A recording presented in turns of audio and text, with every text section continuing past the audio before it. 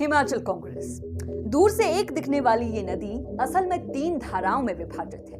ये 3 धाराएं बह तो एक ही दिशा में रही है, मगर एक नहीं। पहली धारा है मुख्यमंत्री सुखविंदर सिंह सुक्खू और उनके खासम खास नेताओं की, जिन्हें प्यार से फ्रेंड्स लॉबी भी कहा जाता है। दूसरी धारा हॉली लॉज, जहां प्रतिभा सिंह और विक्रमादित्य सिंह समेत वीरभद्र सिंह के वे वफादार बसे हैं, जिनकी निष्ठा तमाम विपरीत परिस्थितियों के बाद आज भी अडिग है। और तीसरी धारा डिप्टी सीएम मुकेश अग्निहोत्री और उनके युवा साथी, जो धीरे धीरे समझने की कोशिश कर रहे हैं कि सत्ता की इस बटी बटाई गंगा में उनकी नैया किस ओर खेनी है।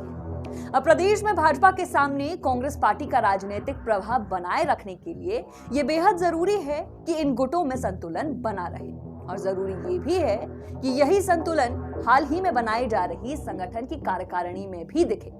इस कार्यकारिणी का जो भी स्वरूप बनकर आएगा, उसमें इन तीनों में से किसी एक की भी नाराजगी भारी पड़ सकती है, और शायद इसीलिए कांग्रेस संगठन का गठन जितना आसान दिख रहा है उतना है नहीं। यही एक कारण है कि कांग्रेस प्रभारी रजनी पाटिल ने सिर्फ सबके साथ नहीं, बल्कि अलग अलग भी मुख्यमंत्री और प्रदेश अध्यक्ष के साथ बैठकें की हैं। अब पाटिल की रिपोर्ट के आधार पर कांग्रेस आलाकमान ये संतुलन कैसे बैठाता है, इंतजार इसी का है। नमस्कार, मैं नेहा धमान और आप देख रहे हैं फर्स्ट वर्डिक मीडिया की खास पेशकश सियासतनामा।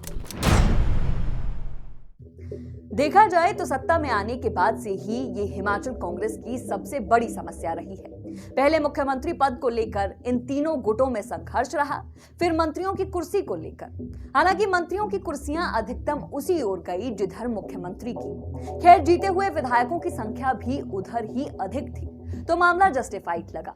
फिर इसके बाद जब सीपीएस के पदों पर नियुक्तियां की गई तो संतुलन थोड़ा और बैठ गया।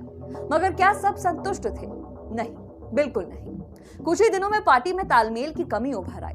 मंत्री पद से चूक गए पार्टी के वरिष्ठ नेता भी नाराजगी जाहिर करने लगे, और वो कार्यकर्ता भी जो बोर्ड निगमों के पदों पर अपनी एडजस्टमेंट चाहते थे। खूब हो हल्ला हुआ, पर जब बात न बनी तो इनमें से कुछ पार्टी छोड़कर भाजपा में शामिल हो गए। जैसे तैसे सरकार बची, और फिर जो बच गए उन्हें खुश करने की कोशिश की गई। 1-2 पद और बांटे गए, मगर अधिकतम चाहवानों के हाथ तो आज भी खाली हैं, खास तौर पर कार्यकर्ताओं के। और ये कार्यकर्ता आज भी अपने खेमों के वरिष्ठ नेताओं की ओर तक रहेंगे। फिर कुछ दिनों बाद तो सीपीएस के पद भी चले गए, तो संतुलन और डगमगा गया। यानी मोटे तौर पर कहा जाए तो सरकार में पूरी तरह संतुलन नहीं बैठा। हालांकि अब बारी संगठन की है। अगर यहाँ भी किसी एक का पलड़ा भारी रहा तो जरा सोचिए कि कांग्रेस का क्या होगा। खैर, कांग्रेस की समस्या महज ये 3 गुट और कार्यकर्ताओं की नाराजगी ही नहीं, वो वरिष्ठ नेता भी हैं जो हाशिए पर हैं।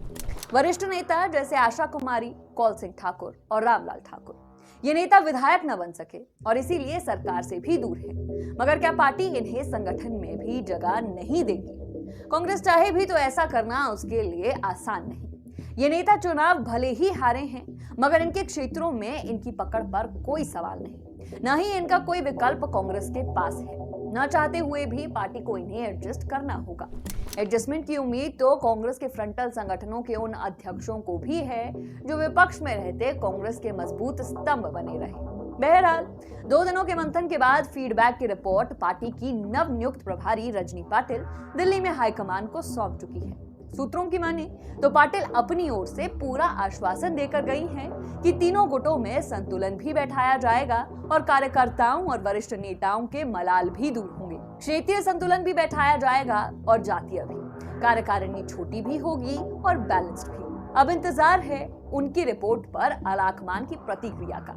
यह निर्णय न केवल संगठन की भावी रणनीति तय करेगा, बल्कि हिमाचल में कांग्रेस की राजनीतिक स्थिति को भी मजबूत या कमजोर करेगा।